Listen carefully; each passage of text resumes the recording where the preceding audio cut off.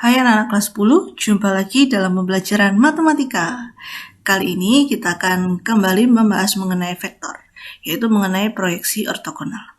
Tidak perlu berlama-lama lagi, kita langsung saja ke video pembelajarannya. Selamat belajar!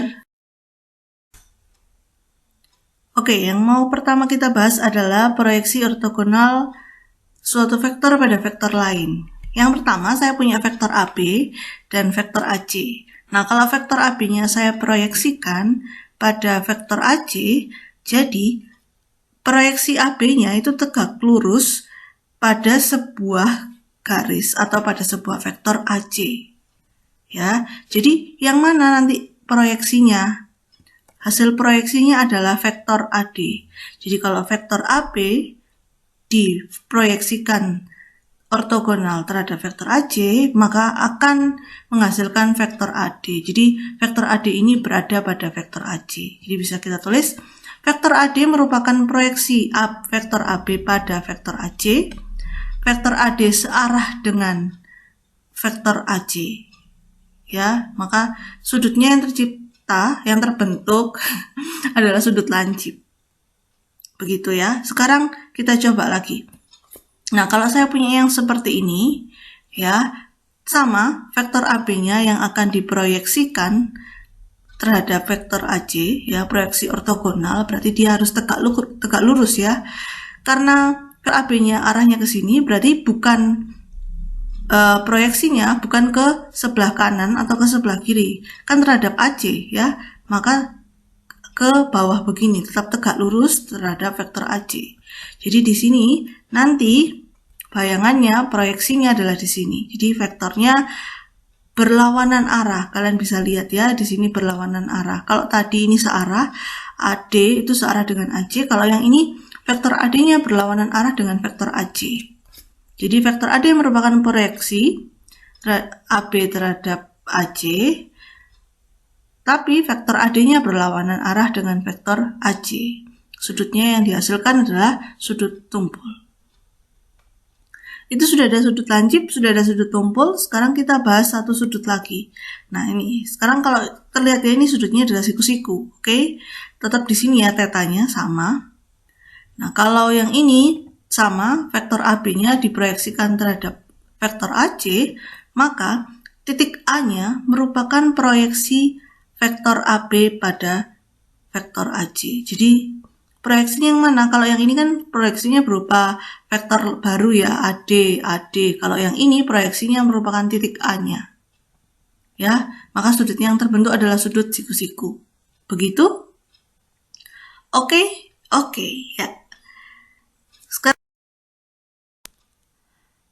Sekarang yang mau kita bahas adalah proyeksi skalar ortogonal.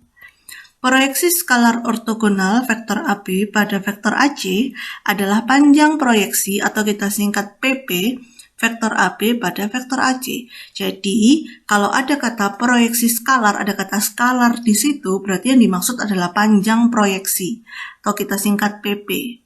Nah, seperti kalian lihat di gambar ini ya, ini seperti yang kita bahas tadi, ini yang diproyeksikan adalah vektor AB pada vektor AC. Kalau vektor AC pada vektor AB, gambarnya tidak seperti ini, akan beda lagi. Jadi, ini vektor AB dan vektor AC-nya tidak boleh terbalik. Ya, kalau ini yang diproyeksikan terhadap ini, ya nulisnya harus seperti ini. Ya, oke, jadi ini penting, tidak boleh terbalik. Kenapa? Nanti kalian akan tahu di rumusnya nanti ya.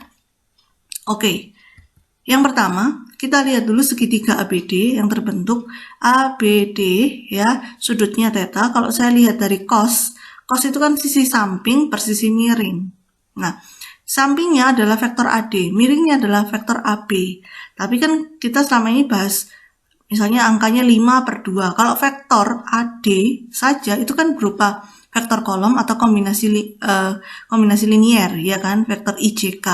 Nah kan kita nggak bahas itu, kita bahasnya pasti berupa angka selama ini ya. Kalau di trigonometri, kalau kalian ingat-ingat, pasti kan cos theta 2/3, contohnya seperti itu. Berarti kan angka, maka ini kita tuliskan panjang vektor AD per panjang vektor AB.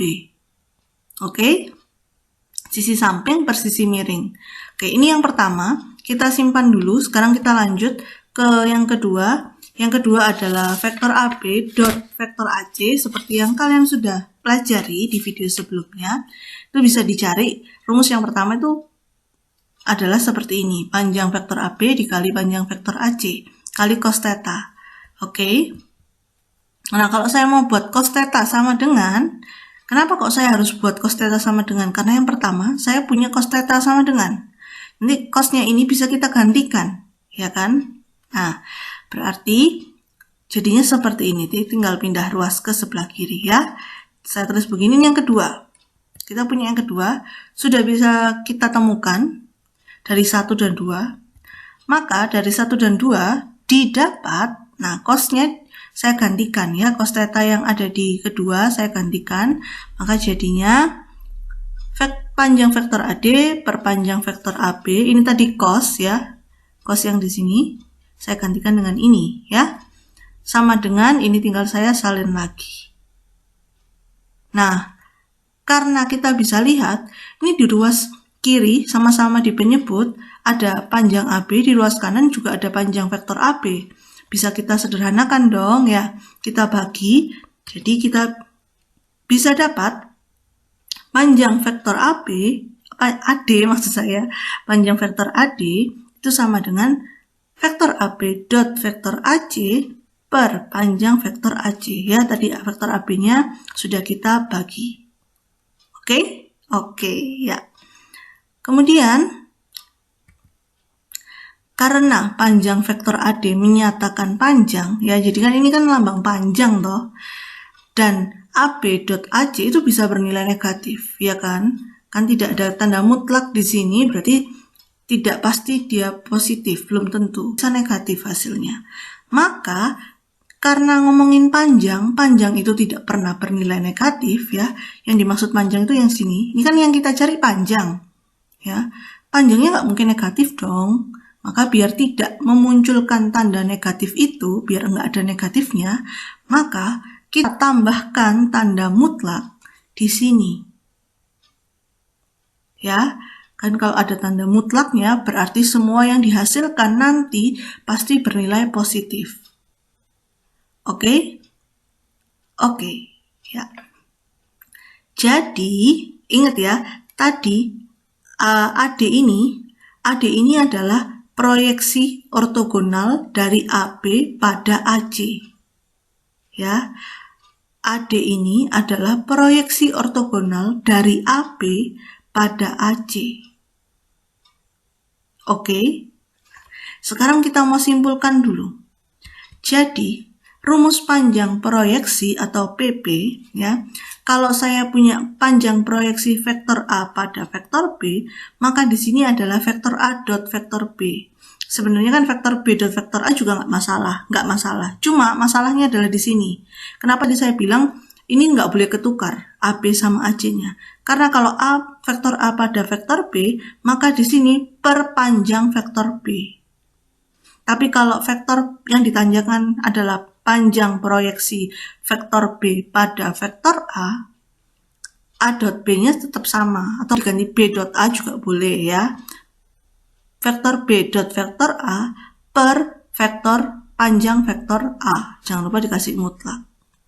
Begitu ya, jadi pada apanya itu akan menjadi penyebutnya. Oke? Makanya saya bilang itu tidak boleh tertukar. Oke, sekarang kita coba aja ke contoh soalnya ya, biar makin paham. Oke, kita masuk ke contoh yang pertama, proyeksi skala ortogonal ya. Diketahui vektor P dan vektor Q seperti yang bisa kalian lihat di layar. Yang ditanyakan, tentukan proyeksi skalar ortogonal vektor P pada vektor Q ya. Ingat ya, ini rumusnya kalau ada kata skalar berarti yang pakai PP tadi ya. Oke, nah PP vektor P pada vektor Q itu adalah mutlak dari vektor P dot vektor Q per panjang vektor Q ya. Kalau ini nanti yang ditanyakan vektor I pada vektor P, berarti bedanya di sini. Yang di sini adalah panjang vektor P. Berarti sesuaikan dengan yang di belakangnya, ya. Oke, kita langsung saja karena kalian sudah tahu rumus dot yang kedua, ya. Kalau tidak ada sudutnya, berarti tinggal dikalikan. Berarti langsung saja ya. 5 dikalikan min 3 ditambah 3 kalikan 2 ditambah min 8 kalikan 3 per Q-nya ini berarti min 3 kuadrat tambah 2 kuadrat tambah 3 kuadrat. Kita hitung langsung. 5 kali min 3 min 15 tambah 6 kurangi 24. Ya, yang ini akar 9 tambah 4 tambah 9. Berarti, nah ini dapatnya negatif. Ingat ya, panjang itu tidak pernah bernilai negatif. Maka itu ada gunanya kita memberikan tanda mutlak. Berarti hasilnya akan sama dengan 33 per akar 22. Kalau kita rasionalkan jadi 33 akar 22 per 22. Kita bagi bagi dengan 11 ya. Jadi 3 akar 22 per 2. Oke, ya ini sudah selesai ya. Ini adalah jawaban dari proyeksi skalar ortogonal. Oke.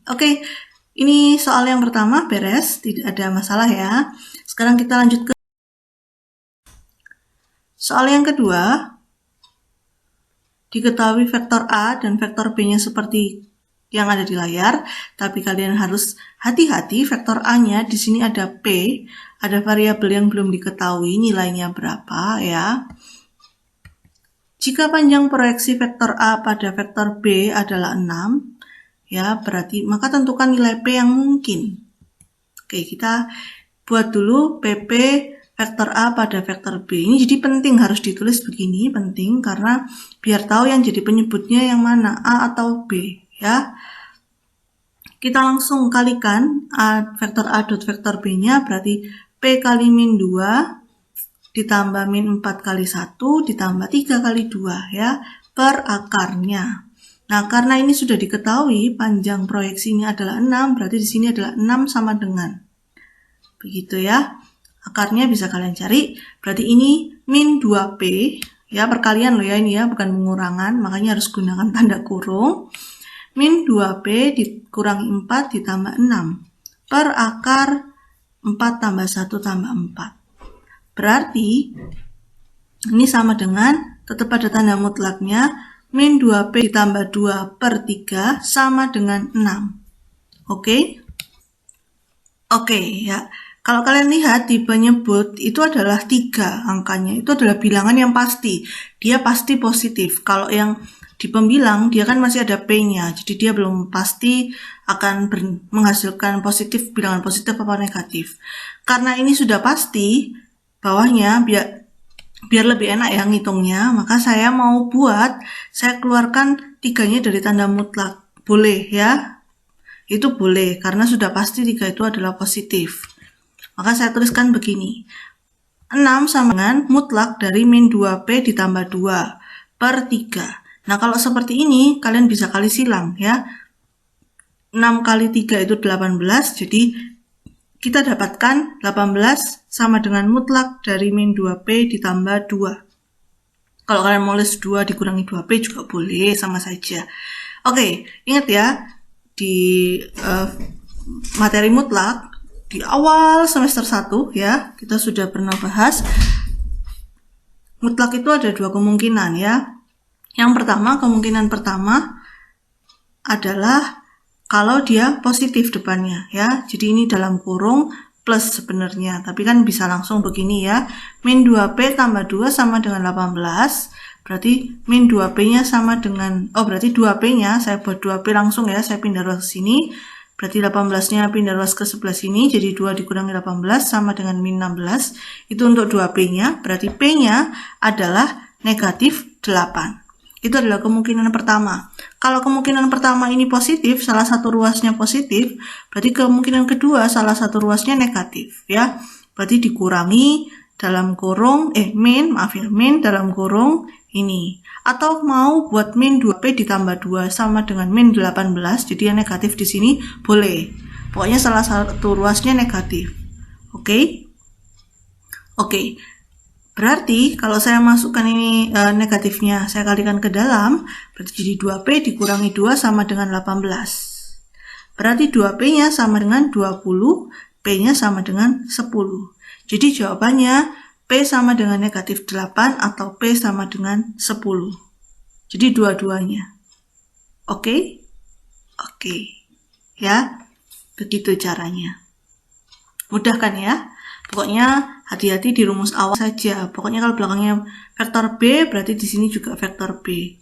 Ingat ya, rumus ini digunakan jika yang dikatakan adalah panjang proyeksi atau proyeksi skalar ortogonal seperti judulnya. Ya, ada kata skalar atau ada kata panjang. Ya. Oke, kita lanjut. Oke, yang mau kita bahas sekarang adalah proyeksi vektor ortogonal. Beda dengan yang tadi, yang barusan kita bahas adalah proyeksi skalar. Kalau apa sih bedanya skalar dan vektor? Jelas beda dong ya. Kalau skalar itu berarti yang diminta hasilnya itu berupa bilangan saja. Jadi misal cuma 5, kayak tadi 5, 2, min 8 atau 10, 6 begitu ya. Kalau vektor berarti yang dihasilkan berupa vektor, bisa berupa vektor kolom, ditulis dalam vektor kolom atau kombinasi linear IJK itu seperti yang kalian ketahui ya. Jadi hati-hati ya, yang diminta apa? Kalau skalar tadi rumusnya dilambangkan dengan PP tadi. Kalau vektor kita cari tahu dulu. Proyeksi vektor ortogonal vektor AB pada vektor AC adalah proyeksi vektor AB pada vektor AC. Jadi kalau dikatakan tentukan proyeksi, ya tentukan proyeksi saja, berarti itu yang dimaksud adalah proyeksi vektor ortogonal. Kalau yang ditanyakan adalah tentukan panjang proyeksi, berarti yang diminta adalah proyeksi skalar. Ya, yang pertama barusan kita bahas. Oke, tahu ya bedanya. Oke. Sekarang saya mau gambar dulu. Gambarnya masih sama, tapi bedanya di sini ada saya tambahkan. Ini apa sih? Ini adalah vektor satuan. Ini ada di modul kalian halaman 1. Sudah pertama kali kita bahas ya, sudah lama. Oke. Karena vektor AC ya, vektor AD itu berada pada vektor AC, ya kan? Kan vektor AD merupakan proyeksi vektor AB pada vektor AC. Nah, vektor AD-nya itu berada pada vektor AC, maka kalau dikatakan ini adalah vektor satuan dari AC, sebenarnya ini juga sama dengan vektor satuan dari AD, karena berada pada vektor yang sama. Vektor satuan berarti kan hanya satu satuannya. Nah, jelas satuannya vektor AC sama vektor AD itu akan sama vektor satuannya. Oke. Itu kita gunakan nanti ya, akan kita gunakan nanti. Sekarang kita lanjut dulu. Kalau saya saya tulis rumusnya vektor satuan dari AD, itu adalah rumusnya ini, Pak. Vektor AD per panjang vektor AD. Ini ada di modul ya. Nah, sekarang mau saya buat jadi saya kalikan silang. Kenapa kok saya kalikan silang? Gunanya buat apa? Nanti kita gunakan berikutnya. Jadi, ini cukup dikalikan silang saja, tidak merubah apapun ya. Oke, sekarang barusan kita punya rumus dari panjang proyeksi. Ya, atau proyeksi skalar tadi. Nah, kalau ada vektor AD, kebetulan di sini proyeksinya itu sudah diketahui namanya adalah vektor AD. Kalau yang tadi kan cuma PP vektor A pada vektor B. Nah, nulisnya kan begitu. Nah, ini sebenarnya bisa ditulis PP vektor AB pada AC, vektor AC. Tapi kan sudah ada namanya di sini ya, vektor AD. Jadi langsung aja diganti jadi panjang vektor AD. Nah, panjang vektor AD sesuai yang barusan kita dapatkan, ya yang ini, itu kan rumusnya ini, tinggal digantikan saja di sini. Jadi ruas kirinya gantikan dengan yang ini, ruas kanannya tetap.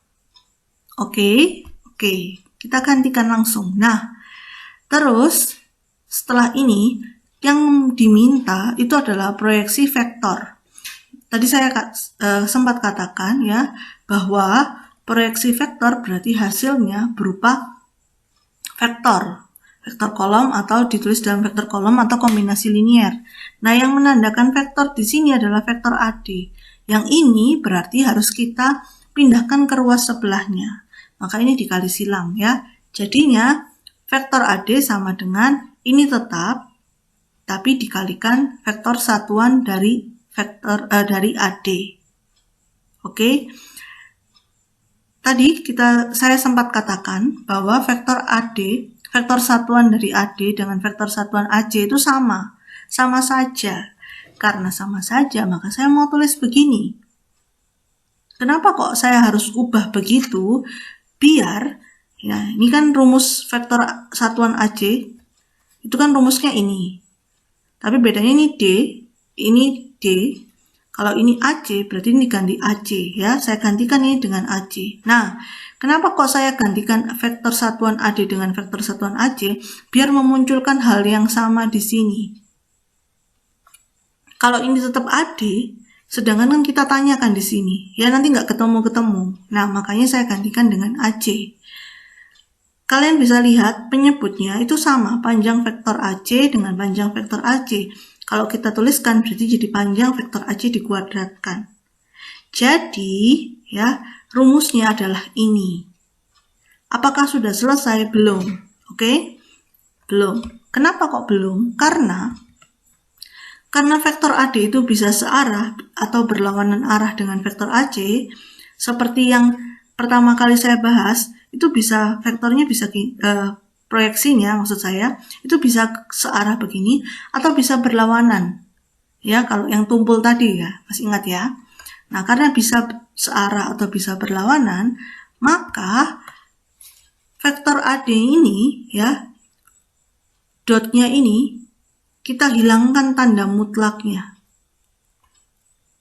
Kan ini tadi kalau berdasarkan rumus dari panjang proyeksi itu harus ada tanda mutlaknya biar hasilnya tidak negatif ya, hasil panjangnya tidak negatif. Tapi karena kita bukan lagi membicarakan mengenai panjang, yang mau dicari bukan panjangnya ya, tapi vektornya, maka tanda mutlaknya di sini kita hilangkan. Karena nanti tanda negatif dan tanda positif itu berpengaruh terhadap arahnya. Oke? Nah, jadi rumusnya adalah seperti ini. Oke, kita simpulkan sekarang. Jadi rumus proyeksi vektor ortogonal itu, kalau proyeksi, ingat ya tadi ngomongnya, kalau proyeksi vektor ortogonal atau proyeksi itu sama saja ya.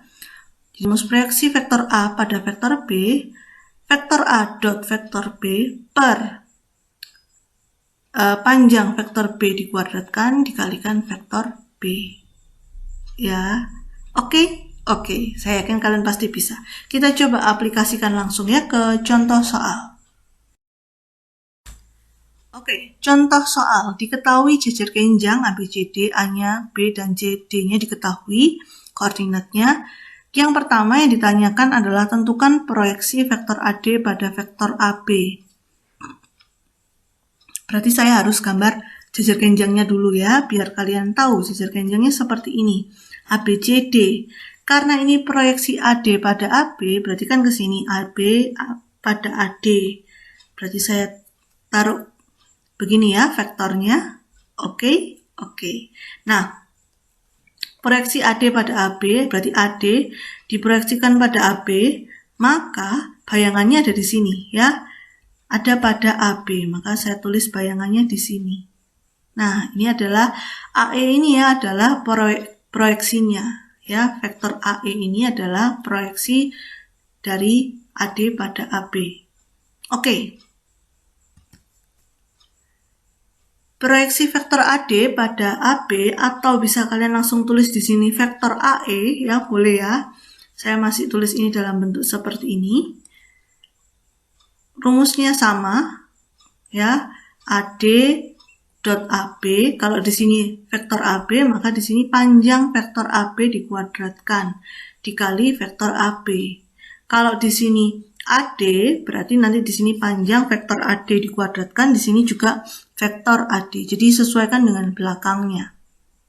Ya, saran saya sih ini ditulis begini dulu. Nah, nanti kalau step keduanya, kalau sudah tahu rumus yang mau digunakan, baru di sini kalian boleh ganti jadi AE. Begitu ya yang ininya. Oke, karena kita butuh AD, vektor AD, berarti vektor AD itu bisa dicari dari vektor OD dikurangi vektor OA. Ya, karena belum diketahui ya vektor AD-nya, kita cari dulu. Kita masukkan vektor OD-nya 300 dikurangi 121. Berarti hasilnya seperti itu. Itu vektor AD. Kemudian kita butuh vektor AB di sini. Saya cari vektor AB. Ya, vektor OB dikurangi OA. Maka hasilnya min 2, 0, 2. Terus kita butuh panjang vektor AB. Berarti langsung ya, kita cari dulu panjang vektor AB-nya. Akar dari min 2 dikuadratkan, tambah 0, tambah 2 kuadrat. Berarti hasilnya akar 8 atau 2 akar 2. Bisa ya sampai sini? Saya yakin kalian bisa. Oke? Oke.